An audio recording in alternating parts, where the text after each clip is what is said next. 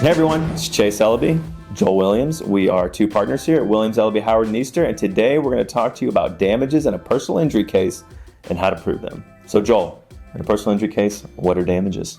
Yeah, well, that's probably a good place to start. So I look at damages in two parts. They're damages that cost you something, and then like dollar amounts, like medical bills that you have to pay, wages that you lose, things that I can write down and add and subtract. It's the cost of something. If I want to buy the camera that's filming this video, it's going to cost me a certain amount of dollars. Like the tangible damages, right? Things you can put your hands on, things you can point to and see. That's right. It's cost, right? And so then there's also value type damages. And those are the things that you can't touch and feel and write down numbers on a board. Those are harder. Yeah. Those are the value of things that are taken away from you, the value of your losses. So a good way to describe that would be, let's say your grandpa passes away and he's got a pocket knife that he carried around with him everywhere he went. It's worn down. He can't sharpen it anymore. It just is what it is. It's probably worth in cost $2. That's what it'd be worth to me. But if it's your grandpa and your grandpa leaves you that pocket knife and you have fond memories of that pocket knife, the value of that pocket knife to you is much greater than the cost to me. So I look at economic cost, non-economic value as far as damages and the losses that are incurred after someone's injured. Yeah, that's right. I mean, in the way I kind of break it down is very similar, right? You've got your tangible, right? You can see them, touch them, you know what they are, and your intangible damages. Your pain and suffering is a classic buzzword you hear about, the intangible damages, and we've done videos on pain and suffering and all that, so there's a laundry list of what you can point to for pain and suffering, but yeah, so it's a great way to put it. So, all right, we have to go to trial, we have to prove damages. Speaking of the tangible damages, what are the easiest ways to prove that? Yeah, you mark and put an exhibit sticker on the bill. Yep. Put it in evidence. This MRI cost $4,000. Thank you very much. Right. Move right along. Yep. That, bills, pay stubs, right? Anything you have, you can put, like Joel said, put a sticker on it, put a number on the board. Those are what those damages are. All right, what's a common way to prove the sort of intangible, like the pain and suffering, things like that? Yeah, that's much harder. So during the trial, before you actually ask for the amount of money, like you start having to lay the groundwork for that. And especially in the state of Georgia, because our genius politicians just thought it was a great idea to pass tort reform. And part of that tort reform is to break a trial up into two separate parts, where you can only talk about liability in one part and you talk about damages in the next part, which causes a much greater burden on the judges, the juries, and the lawyers, and the people that are going through it. It makes people have to testify a lot of times. Anyhow.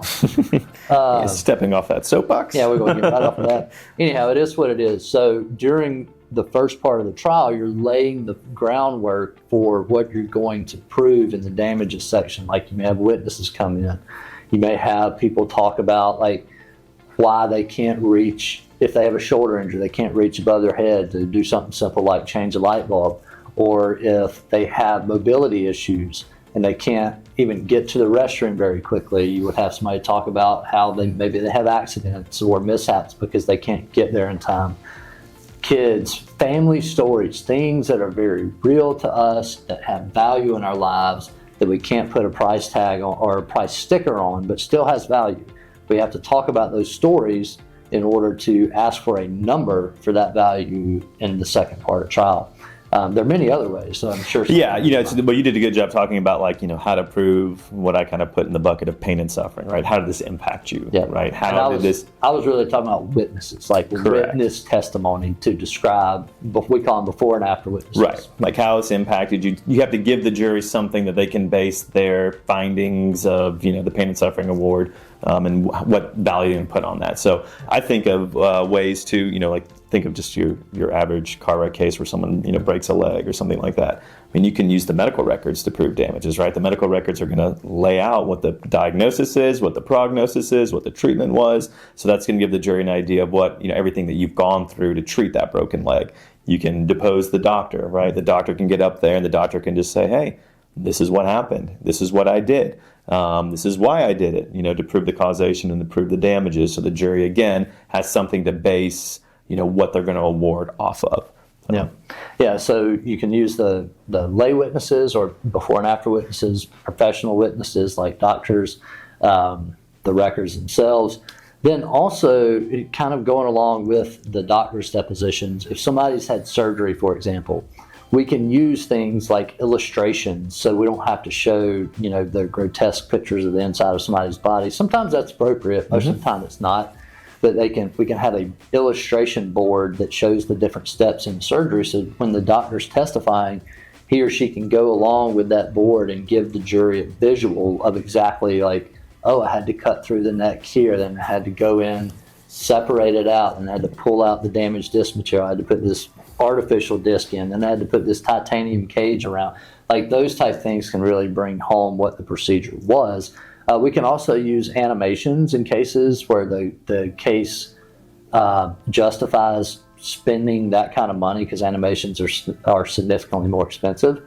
And we can do day in the life videos for very catastrophic injuries, like if somebody's paralyzed or if somebody's got a catastrophic brain injury and they're dependent on somebody else to take care of them all the time, then we may send a film crew to their home to be there when they wake up in the morning and to be there all day and to be there at night when they go to bed, just so that the jury can understand the day-to-day challenges that somebody faces. Because for us to say it to them is one thing. Right. For us to show it to them is a totally different thing. I mean, yeah, you bring up a good point too, right? Because a lot of times when you're on a catastrophic case like that, and if you're trying the case, of course, the client, if they can be, they'll be in the courtroom with you. But having the video, the day in the life, and things like that is very powerful.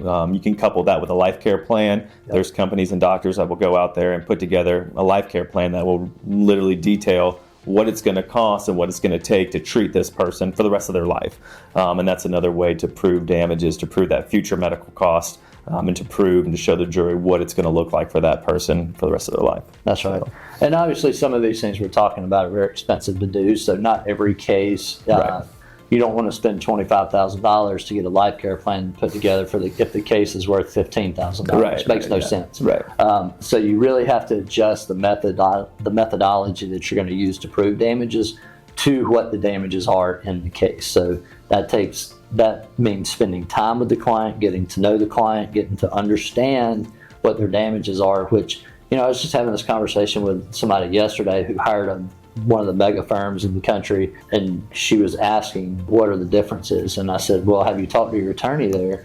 And she goes, no. I'm like, well, that's difference number one. You're talking to me, right? Mm-hmm. My name's on the door. This is my law firm along with my partners, and you're talking to me, and I'm getting to know you. And I mentioned to her, like, I cannot understand for the life of me how an attorney can stand up in a courtroom and advocate for somebody and try to relay to the jury or the judge what somebody's damages are if they don't even know the person.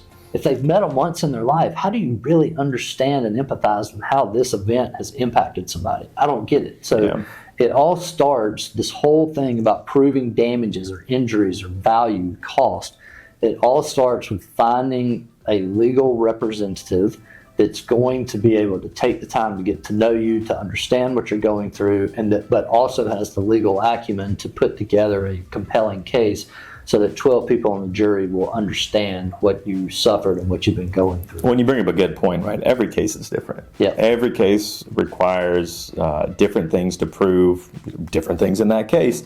If you go with, and I'm not bashing any big firm or anything like that, but typically what I've seen in the past are bigger firms, because they're so large and because lawyers aren't involved on the front end, they try to do with a one-size-fits-all approach to every single case, and that's not how it works, because it's personal injury for a reason, right? It's personal to you. It can work, but it doesn't often work well, I guess. You know what I mean? It's a different business model. If one lawyer has 400, 500, 600 cases, there's no possible way they can get to know all their clients.